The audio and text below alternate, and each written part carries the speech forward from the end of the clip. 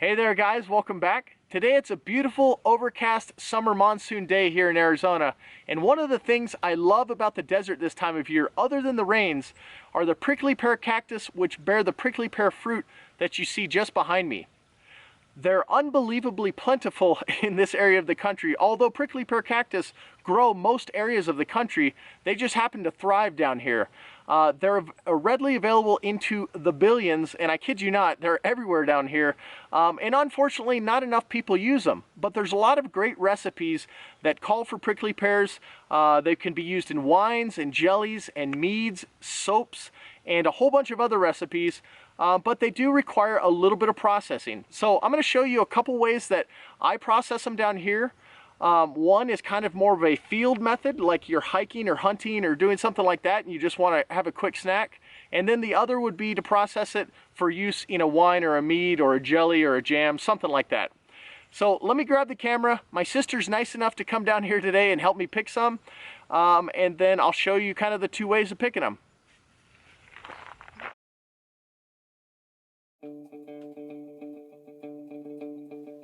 The first step to the field method is going to be starting with a sharpened stick. You're going to plunge this stick directly in the middle of the fruit, and this is going to give you a good solid base for which to start shaving off the little spiny hairs that grow on the outsides of these fruits. You're going to pretty much take off all of the skin because the skin's a little bit tough too. Once you get all of this done, you can eat the entire outside of this fruit. Actually, you can eat the whole fruit, but the outside is really the best tasting portion.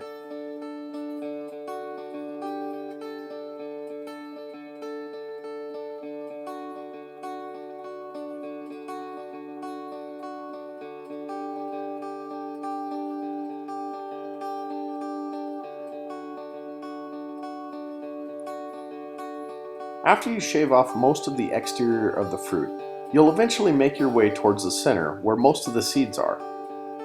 In small quantities, the seeds aren't terrible, but they're more just a nuisance and something that's hard to bite into. So what I do is I usually remove them with my knife or my finger and just scoop most of them out.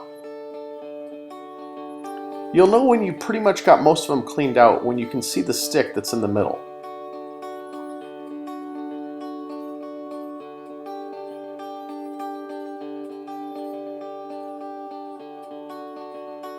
Once they're fully cleaned out, then you can pretty much eat it like a, a hot dog on a stick or something like that.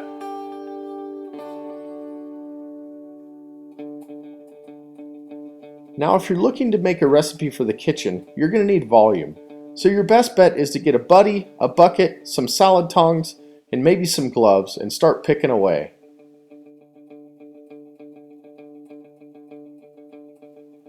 If the pears are ripe, a simple twist with the salad tongs should take them right off with relative ease.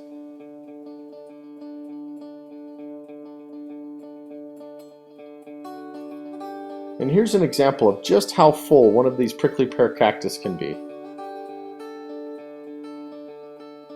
I generally like to focus on the upper portion of the plant and leave the lower portion for the coyotes and javelinas and everything else.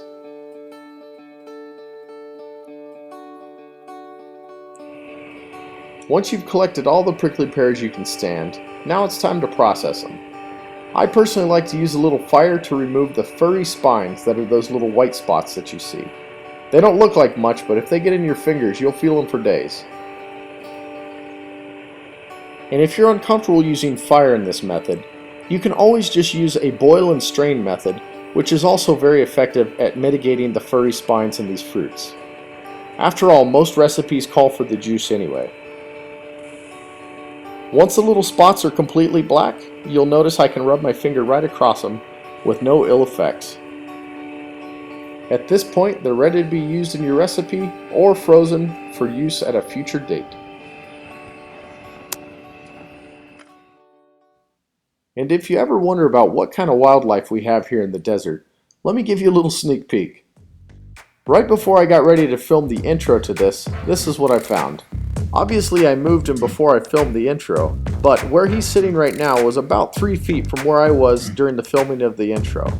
Pay close attention to when I pan back with the camera. See the tree in the background and my house. Now look at the intro. just about the same spot.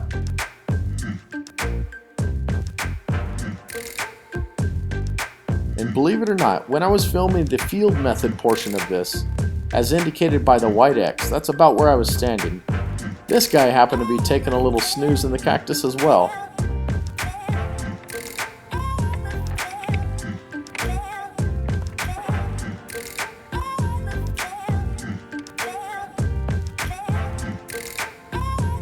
So as always guys, thanks for watching, and make sure you wear your snake boots next time you're picking prickly pears. See ya!